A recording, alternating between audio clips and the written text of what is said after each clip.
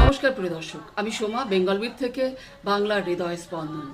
প্রিয় দর্শক, সারা ভারত কৃষক সভা, সিটু মহিলা সমিতি এবং ক্ষেত মজুর সংগঠন এরা প্রত্যেকে একত্রিত হয়ে কোচবিহার শহরে এক বিক্ষোভ অবস্থানের আয়োজন করেছেন।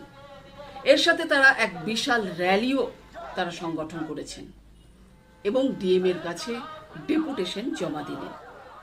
এখন প্রশ্ন হচ্ছে, তারা প্রতিবাদে রাস্তায় কেন?